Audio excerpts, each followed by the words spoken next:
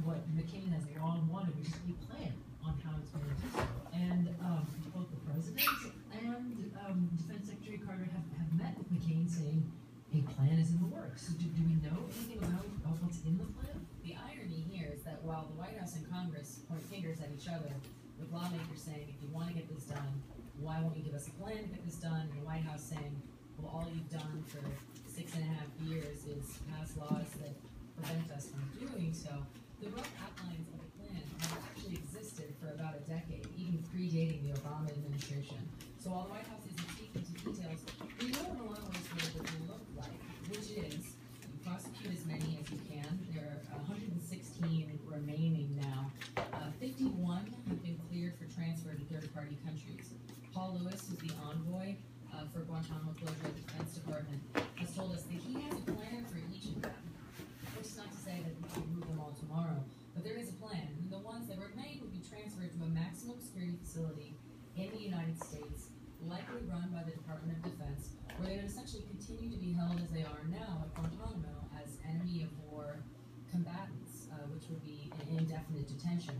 So that's what the plan looks like. It's what it's looked like all along, and that's likely the most feasible plan moving forward, as Senator McCain has suggested. Well, as we were talking about earlier, there seems to be very little possibility, again echoing Secretary Carter's not confident but hopeful thinking, that anything is actually concretely going to change, because as you report, John McCain's proposal is unlikely to survive, and that also, even though the administration is at work on forwarding this plan and taking this, at the same time, the president is vowed to veto the bill because it does require that he submit a plan, which he sees as a restriction on executive branch power.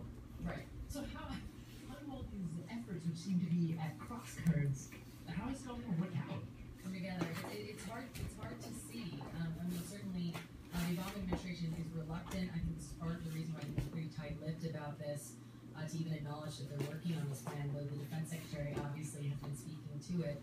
It's because they do believe that requiring them to submit a plan is acknowledging or allowing Congress to infringe on their authority to deal with detainees in the war on terror. This has been a broader dimension between Congress and the White House all along. But what it also does is it would lock in President Obama and likely whoever follows him into the White House into a detention policy, which is something that the U.S. has really been avoiding since 9/11. It's been described as very sort of ad hoc. So in this obsession and focus so much on Guantanamo, the prison, there hasn't been so much focus on our detention policy. No one seems to be answering the question of what happens after Guantanamo, and that's part of the administration reluctance in giving this plan. There are just a few things working with him. Like we said, Carter and McCain are on board, and they're both working for this.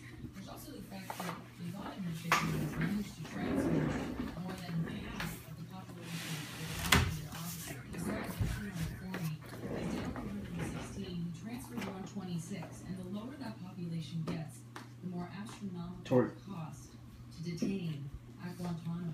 It's roughly $3 million now per detainee per year at Guantanamo versus about $70,000 at a maximum facility in the United States. And if you identify as a fiscal conservative, that's a fairly compelling argument. And the smaller that population gets, the harder it is also to make the argument that they shouldn't be transferred to the United States. It's much more digestible for lawmakers if that population is very small, which is part of the Obama administration's goal. I take your point, but just in reading your reporting and hearing you describe all the forces at play here, it does still feel like there's running to stand still, in terms of final decisions on what to do about Guantanamo. Oh, certainly. But the reason this is happening now is because Obama doesn't have a choice. This is his last best chance, not necessarily because the odds are the best, because he doesn't have another chance. If they don't get it done this term, the Republicans are eager to pass language in the NDAA that would essentially freeze the prison and doom any chance Obama could have. We've also got the run-up to the 2016 elections coming soon, and the lame duck president will become even more lame.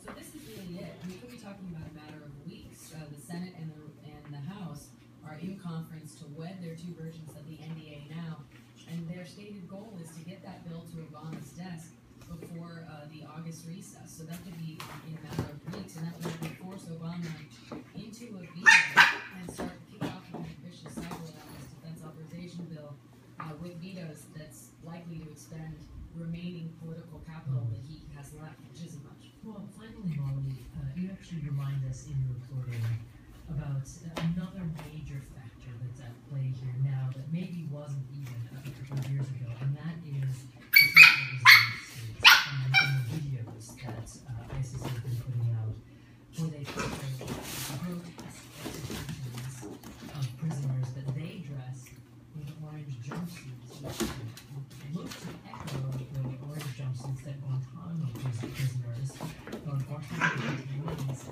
also wear. So, I mean, how important does Guantanamo continue to be as a symbol and now as a propaganda tool for groups like ISIS?